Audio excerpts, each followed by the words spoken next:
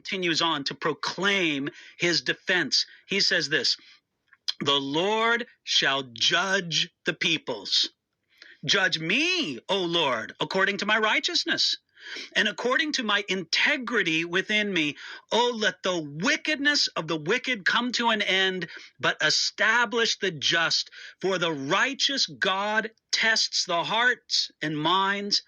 My defense is of God, who saves the upright in heart." Did you notice what David says there at the beginning of verse 8? The Lord shall judge the peoples. Judge me, O Lord. Now, this was the attitude that protected David from presumption.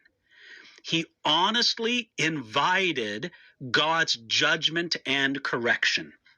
Brothers and sisters, I want you to see what a beautiful thing this is for anybody to pray. Now, it's one thing to pray, the Lord shall judge the peoples, and then your next thought is, get them, Lord. No, but what David said is, the Lord shall judge the peoples. Lord, would you please begin with me? Judge me, O Lord. You see, David asked for God's blessing according to his righteousness. Judge me, O Lord, according to my righteousness and according to my integrity within me. In effect, David prayed this, Lord, to the extent that I am righteous before you, then bless me and protect me from my enemies. I think this is wonderful, that David, in fact, longed for God's justice. And it wasn't just that he wanted ultimate and perfect judgment before God. David looked for justice on an earthly level. He wanted justice between himself and his false accuser. And so he said, the Lord shall judge the peoples.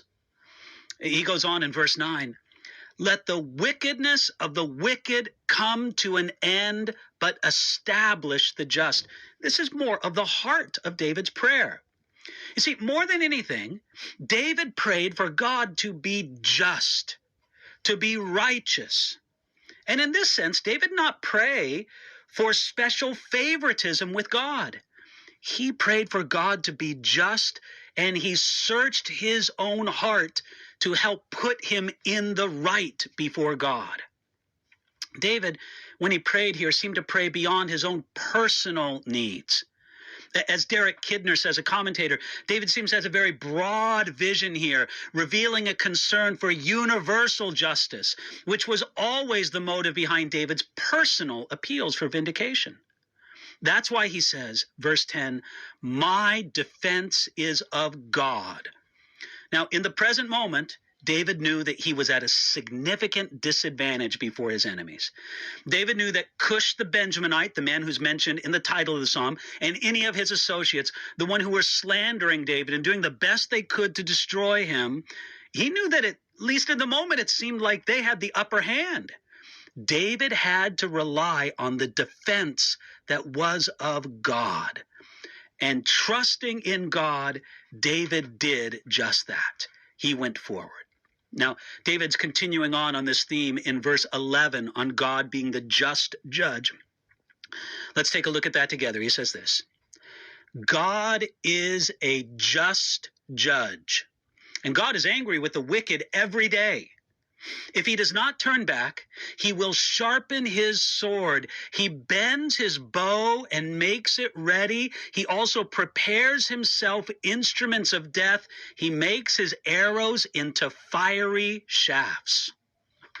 Wow, those are strong verses, some of the strongest that you're going to find in the book of Psalms. Here, David envisions God as verse 11, a just judge ready to bring this judgment. You see, David's prior appeal to God's testing of man, that's in verse 9, made him think of the justice of God. And he declared a fundamental principle. I don't know if we can say it often enough. Look at what begins, verse 11 there. God is a just judge. Now, I have to say, this is a commonly and dangerously rejected truth about God. Many people anticipate that they will one day stand before a God of great love, great mercy, great warmth, great generosity. They never imagine that they will also stand before a God who is perfectly just and who cannot ignore the crime of sin. Now, let me tell you something. God is a God of great love.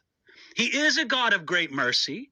He's a God of great warmth. He's a God of great generosity. All of those things are true about God, but God is also just. You see, we can say that sin is a crime, that it breaks the good and holy law of God. And it's true that not all sins are equally sinful. I think we can make a case that some sins are worse than others.